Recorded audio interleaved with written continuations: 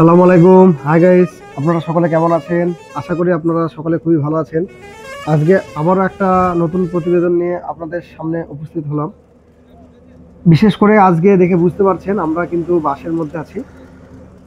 তো আজকে আমরা বাড়ি থেকে যাব প্রায় 200 কিলোমিটারেরও বেশি একটা দূরে। পিছনে দেখে বুঝতে পারছেন অনেকেই হয়তো, আমরা এখন কিন্তু চলেছি পশ্চিমবঙ্গের ধানের গোলা বলা হয়, অর্থাৎ বর্ধমান শহর অতিক্রম করে। পিছনে দেখতে পাচ্ছেন আপনারা চালের মিল।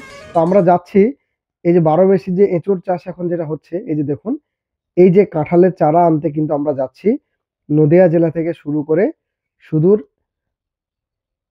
হুগলি জেলার কামারহাটিতে। তো অল টাইম জ্যাকফ্রুট বা 12 মাসি কাঁঠাল অবশ্যই আপনারাও ফার্ম করতে পারেন। এটা সত্যিই খুব লাভজনক চাষ। আমরা রামকৃষ্ণ নার্সারি যাচ্ছি ওখানে কিছুটা বীজ আনা, ওখানে কিছুটা কাঁঠালের চারা আনার জন্য। আর এই যে দেখছেন এখন কিন্তু আমরা বর্ধমান শহরে আছি। এগুলো কিন্তু দূরে যেগুলো আপনারা দেখছেন সমস্তটাই হচ্ছে চালের মিল। মানে আমাদের ওয়েস্ট বেঙ্গল থেকে শুরু করে ইন্ডিয়ার বেশ কিছু স্টেটের কিন্তু যে চালের যে চাহিদাটা, সেটা কিন্তু আমাদের বর্ধমান শহর কিন্তু বিশেষ করে বর্ধমান জেলা থেকেই কিন্তু সেটা পূরণ হয়। আর এই যে দেখছেন দুদিকে সোনালী ধান ক্ষেত, সোনালী ধান ক্ষেতের মধ্য দিয়ে আমরা কিন্তু ছুটে চলেছি আমাদের গন্তব্যে। আজ আমরা যাব বাড়ি থেকে, আপনাদের আগেই বললাম, 200 কিলোমিটারের উপর। আমরা সর্বপ্রথম পলাশী থেকে স্টার্ট করি। পলাশী থেকে স্টার্ট করার পরে রানাঘাট হয়ে, নৈহাটি থেকে ব্যান্ডেল হয়ে বর্ধমান। তো বর্ধমান থেকে আমরা এই যে বাসে করে এখন কিন্তু আমরা যাচ্ছি। এখনো আমাদের যেতে হবে প্রায় 3 ঘন্টার উপর। এই যে দেখুন কত সুন্দর এই যে চালের মিলগুলো, খুবই সুন্দর লাগছে। তো বিষয়টা আপনাদের সঙ্গে শেয়ার করার জন্যই কিন্তু আজকে ভিডিওটি শ্যুট করলাম। এখানে দেখুন, আমরা সকলেই জানি যে বর্ধমানে সব থেকে বেশি চালের মিল আছে বর্ধমান আর হুগলি জেলাতে। তো সেই বিষয়টা আপনাদেরকে দেখানোর জন্যই কিন্তু একটা আশ্চর্যজনক বিষয়, সেটা হচ্ছে আমার খুবই ভালো লাগছে। এখানে আপনাদের আজকে দেখাবো মাটির বাড়ি। বর্ধমানে বা হুগলি জেলাতে আপনারা কিন্তু এখনও মাটির বাড়ি বিশেষ করে দেখতে পাবেন। আমাদের নদিয়া জেলাতে যদিও 2000 সালে যে বন্যা হয়েছিল, বন্যার পর থেকে কিন্তু মাটির বাড়ি একদম নেই বললেই চলে। তো এখানে কিন্তু আছে। আর একটা বিষয় হচ্ছে, সব জায়গাতে কিন্তু আপনারা ধান চাষ দেখতে পাচ্ছেন না। এই যে দেখুন মাটির বাড়ি বলতে বলতে কিন্তু আমাদের বাসটা মোটামুটি দাঁড়িয়ে গেল। ওটা কিন্তু একটা মাটির বাড়িই ছিল। আর এইখানে যে দূরের বাড়িগুলো দেখছেন, এগুলো কিন্তু মাটির বাড়ি। আর একটা বিষয় হচ্ছে, এই যে এলাকাটা আপনারা দেখছেন যে একরের পর একর জমি কিন্তু এখানে পড়ে আছে।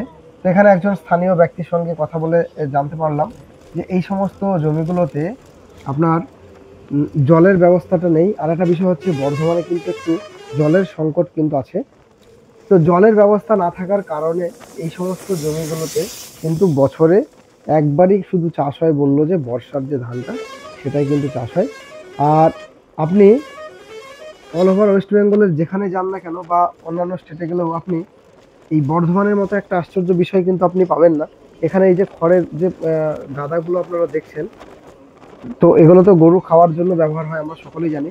কিন্তু এখানে আশ্চর্যজনক বিষয় হচ্ছে, এখানে আপনি আমাদের বিশেষ করে নদিয়া জেলাতে খড়ের গাদাগুলো দেওয়ার জন্য ইট দিয়ে উঁচু করে, তার উপর বাঁশের স্ট্রাকচার করে তারপরেই কিন্তু পালাগুলো দেয়, যাতে আপনার খড়ের গাদাতে আপনার ইঁদুর বা অন্য কিছুতে যাতে উৎপাত না করে। কিন্তু এখানে আপনি দেখতে পাবেন টোটাল বর্ধমানে আপনি যেখানে যাবেন কোনো ইঁদুরের কোনো গল্প এখানে আপনি পাবেন না। এনারা কিন্তু মাটিতেই খড়ের গাদাটা দেয়। এই যে দেখুন প্রত্যেকটা গাদা খেয়াল করলে কিন্তু আপনারা দেখতে পারবেন। আর আমাদের বাসটা কিন্তু খুবই স্পিডে যাচ্ছে, হাই স্পিডে ছুটছে। আর এই যে দেখুন মাটির দোতলা বাড়ি, আপনারা দেখুন, একটু লক্ষ্য করুন, বুঝতে পারবেন যে মাটির দোতলা বাড়ি, একতলা নয় দোতলা বাড়ি পর্যন্ত কিন্তু এখানে আছে। আর এই এলাকাটাতে কিছু কিছু চাষ হচ্ছে। আর দূরে বিস্তীর্ণ এলাকা আপনাদের তো আগেই বললাম, যেখানে কিন্তু ফাঁকা পড়ে আছে জলের ক্রাইসিসের জন্য। জলের ক্রাইসিসের জন্যই কিন্তু এখানে চাষবাসটা হয়ে ওঠেনি। আর এখানে দূরে আপনারা যত দূরই যাবেন একটা জিনিস দেখতে পাবেন, সেটা হচ্ছে শুধু চালের মিল। এই যে দেখুন এখানেও আমরা কিন্তু কিছুটা চাল মিল অতিক্রম করছি।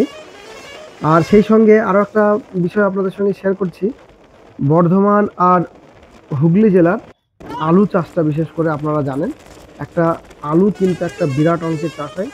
হুগলি জেলার রামকৃষ্ণ নার্সারিতে গিয়ে আমি ওখানকার স্থানীয় ব্যক্তিদের সঙ্গে কথা বলে জানতে পারলাম ওনারা বললেন যে খেতে না পেলেও এখানের লোক কিন্তু আলু চাষ করবে, মানে এটা একটা নেশা বলতে পারেন তাদের।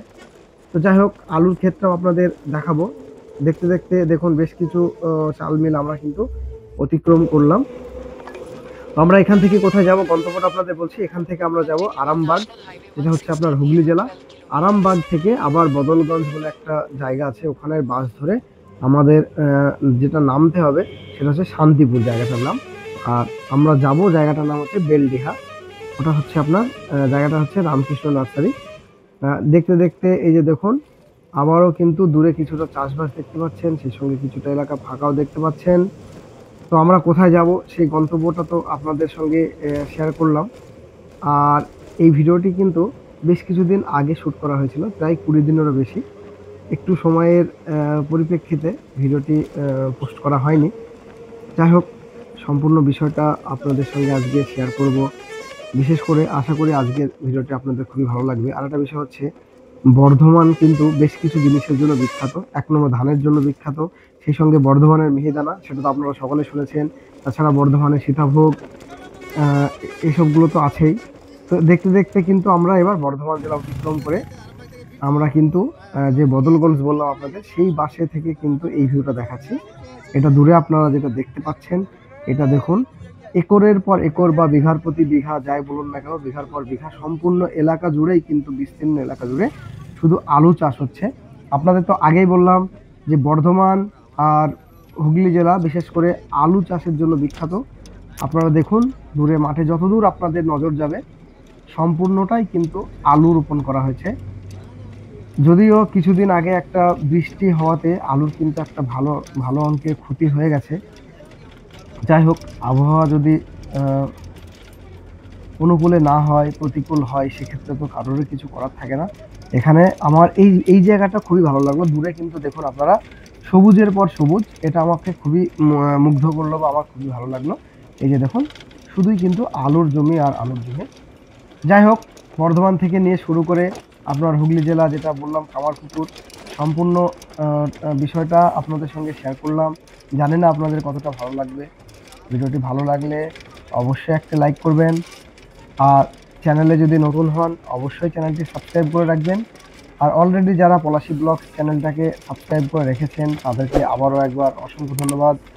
আর দূরে দেখুন তালক্ষেত, দূরে দেখুন তালবাগান, সরি। তো ভিডিওটি ভালো লাগলে অবশ্যই একটা লাইক করবেন। আপনারা সকলে ভালো থাকবেন, সুস্থ থাকবেন। ধন্যবাদ।